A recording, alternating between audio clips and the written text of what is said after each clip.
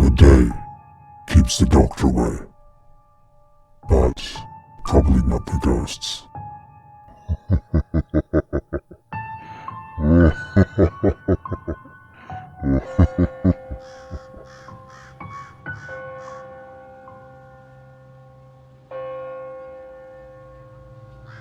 This was roughly 7 years ago, and I worked night shift on a psychiatric ward in the north of Sweden. I don't believe in ghosts, but some strange shenanigans were quite often heard in the floor above my ward at the doctor's offices. It sounded like someone was moving furniture a few minutes every now and then, and we had nicknamed those sounds to simply the ghost. One very calm night on the ward, the sound went on for much longer than expected. So me and 2 colleagues decided to search for the source of the sound. When we went upstairs, we could easily pinpoint the dragging and slamming noises to one particular office of a certain psychiatrist. As soon as we opened the door, it went completely quiet. We stood there for a while, baffled. One of my colleagues let out a "hello?" and as a response, 2 of his desk drawers opened violently fast. We ran away. This sound was almost on a nightly basis, I might add. And not the only strange thing I experienced, but it was definitely the most frightening and hard to rationalize of it all.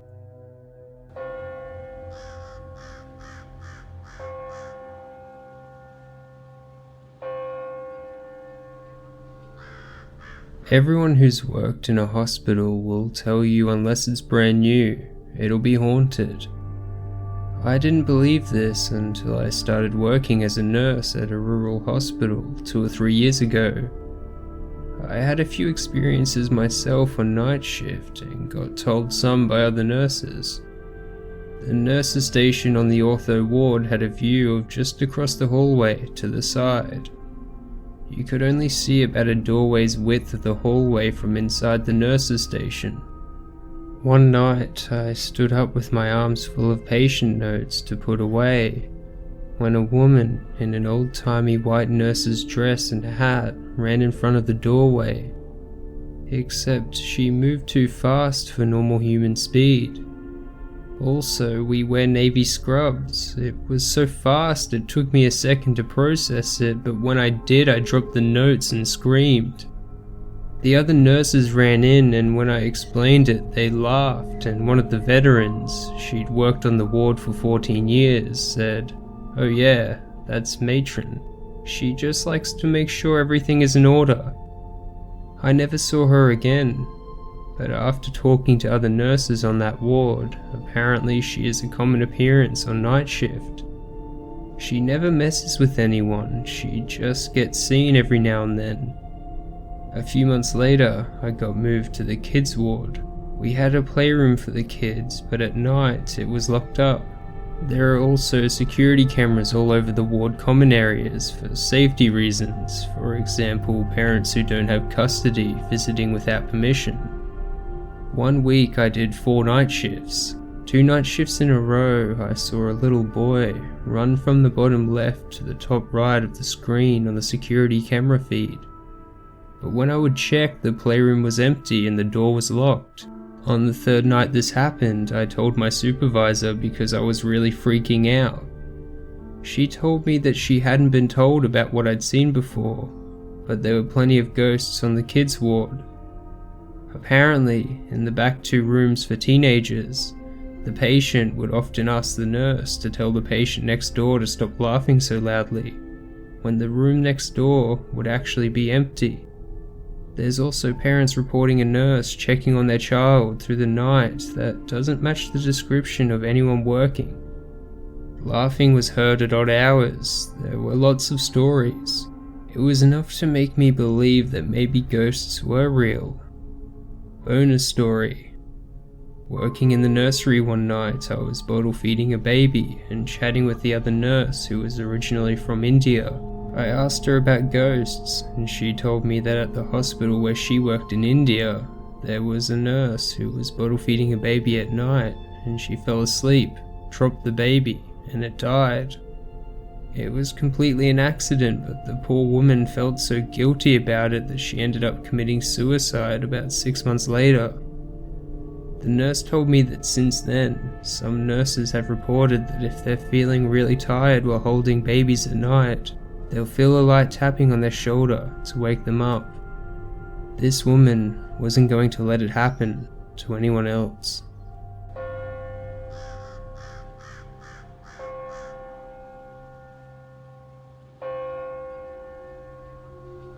It happened nearly a year ago. At a time that was the happiest time in my life, the birth of my twin daughters was also a time that still gives me chills just thinking about it. It's probably best to explain everything from the beginning.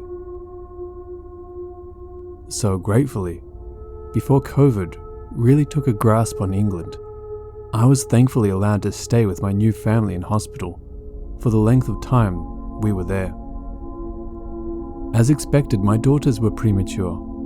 They were delivered by an emergency C-section, which meant my girls and my partner had to stay in for a few days to ensure they were putting on weight and ensuring that my partner was recovering well. Now, before their birth, my partner was admitted to hospital a couple of weeks before and was placed in a room of her own. I wasn't allowed to stay at this point. And whilst she was unpacking her bag, a little girl was eerily stood in her doorway. My partner saw her. Although a little apprehensive, she said hi. The little girl smiled and then ran off. This seemed pretty normal at first, until she realized it was pretty late. It was around 10 p.m. My partner sent me a text message saying, "Who lets their kid roam around the hospital wards at this time?" However, she gave it the benefit of the doubt. This was just the first, unexplainable encounter that started before I had even arrived. Fast forward a couple of weeks, to about 3 days after my girls were born, and I was getting ready for bed. Again, around 10 p.m.-ish. My partner, shocked, suddenly says hi again. As I turned around, the little girl smiled at our girls, then turned and ran off again. Me and my partner both came to a decision that the child must be staying with one of the other mothers in another room. I had my doubts in honesty, as I had been there 3 days and hadn't seen her once, but ignored it, as a lot had happened and I probably didn't pay that much attention. But something felt a little off. I don't say much to my partner. She had enough going on as she received quite a bad infection. But I felt uneasy, eyes always on me. I didn't feel right. A couple of days later, we had to move rooms within the same ward, as my girls were discharged, but my partner had to remain in due to the infection. Oddly, it was the same room my partner had to stay in previously when she was admitted before she gave birth. That night was the strangest night of my life. We were both stressed. Both wanted to just take our girls and go home. But this infection was getting worse, and we prepared to stay in for the long haul. The night started off with my partner seeing the little girl again, albeit I didn't see her this time as I was in the kitchen area. But my partner told me that something wasn't right with this little girl. She was staring blankly out of the window. Also, I didn't come across the girl at all as I came back from the kitchen area, which freaked me out when my partner said she had seen her again. Second, the privacy curtain we had drawn kept moving like there was a strong breeze coming through, only every now and again, not constant, which in my eyes made it more unusual. I checked around and no window was open. Our room door was shut, and if you have ever visited that particular ward before, you know there is no draft coming from that corridor at all, as they need to keep the temperature relatively high. So my partner took some medication to help her with the pain and she fell asleep. So I decided to go and have a shower and brush my teeth before going to sleep myself. Now please bear this in mind before I proceed to explain the next part. My partner had to lie flat on her back due to the pain caused by the infection. She could barely move, and certainly not quickly. Anyway, my partner does sleep talk, and whilst I was brushing my teeth, I heard her murmur, "Yes, nurse, if you're sure," and a couple of other responses. I was a little freaked out, but no nurse had come into the room, and even if they managed to sneak in, they would have walked past the bathroom door, which was open so I could listen out for my girls, and I would have seen them walk past. I decided to ignore her and put it down to a mix of her medication and her sleep talking. I finished up in the bathroom and walked in to find that the previously closed privacy curtain was now wide open. The room was cold, and the most alarming thing was my partner was now lying on her side, completely tucked in. This might not seem unusual, but I had to help her sit up, and her flipping over without any commotion was simply not possible. Also, hospital beds are not quiet. You hear every movement. That's ignoring the fact that she was tucked in too. I immediately rushed over to her and attempted to wake her up and asked her how she managed to get into that position, and she sleepily replied, "The nurse did it." At this point, I was completely confused but also concerned. What the hell was going on? Either way, I obviously stated that there was no nurse in the room and hadn't been for quite some time. After a couple of minutes of my partner trying to explain what nurse it was, whilst trying to stay awake, she fully opened her eyes and angrily snapped at me, "The one with the hat!" At that point, she had completely woke up, and you could see that it had dawned on her that what she had seen and interacted with wasn't a nurse of 2020. My partner described what she looked like, even little details like black marks on her apron, to what actually happened and what was discussed. This nurse had explained that the pain would be eased by lying on her side, but this actually caused the wound to be irritated and caused it to bleed due to her positioning. We were both pretty shook up, as it was completely surreal. I called in an actual nurse and explained what had just happened, and she dismissed it, explaining it's probably the medication. I did speak to another nurse, and she didn't really want to say much, but she wasn't surprised. Although we were there for a couple of nights longer, I personally didn't experience anything else, but something to this very day doesn't sit right with me still. It's also worth mentioning my partner saw that little girl every night in the doorway, and as she left the ward. I didn't know this until she told me a few weeks later. She then went on to tell me about another girl she sees, not as pleasant as the first one from the hospital, one who she's been seeing since she was a young teenager, but that's for another day.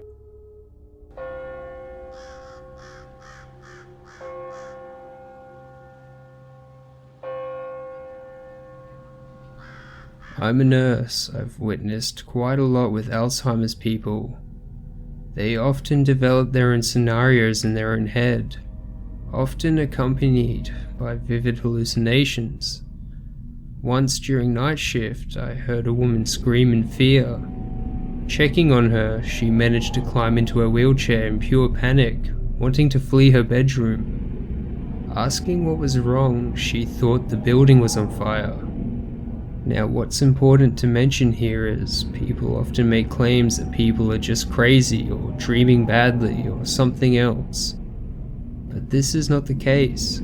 People with hallucinations have been found to actually see, hear, or smell something when their hallucinations occur, as the same locations in the brain are stimulated as if they would get real impulses. That woman actually saw fire. She actually smelled fire. She didn't just make that up to be crazy. It's what her brain told her was happening, and she was in real panic for her life.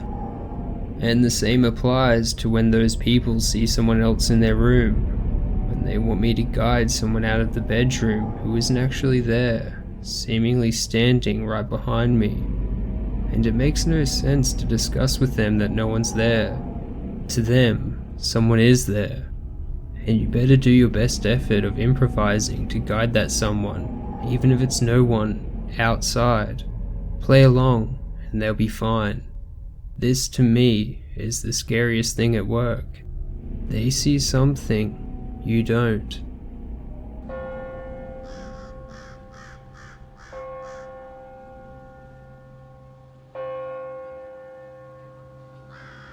So, a couple of years ago, I worked at a hospital as security.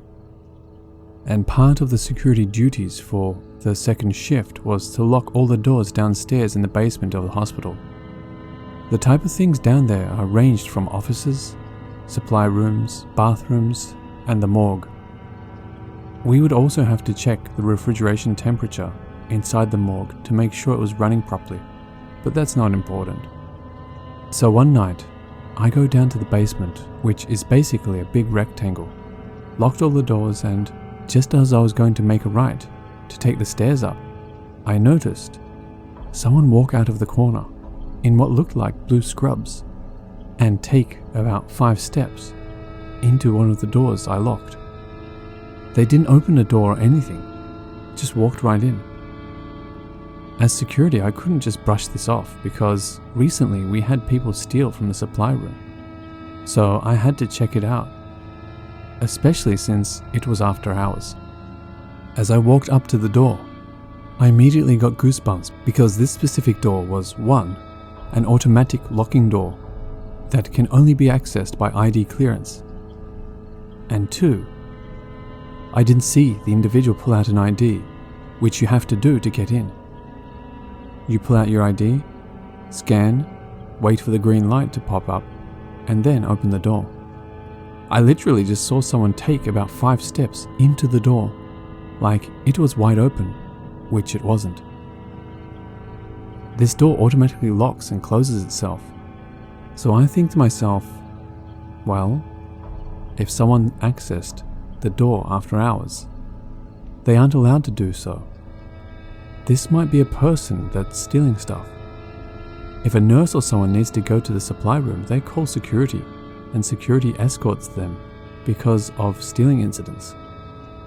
So I pull out my ID, scan it, and open the door.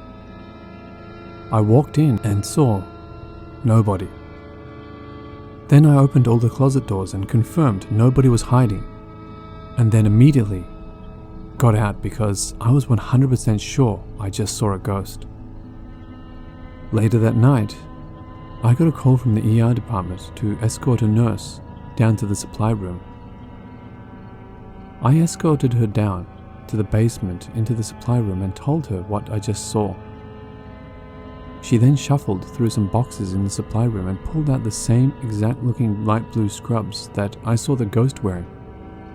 Except they weren't scrubs.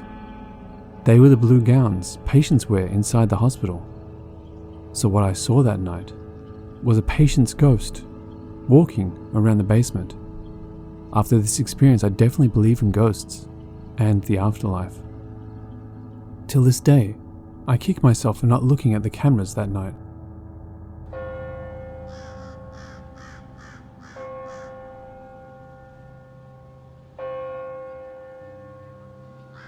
Hello watchers and listeners, thank you so much for watching.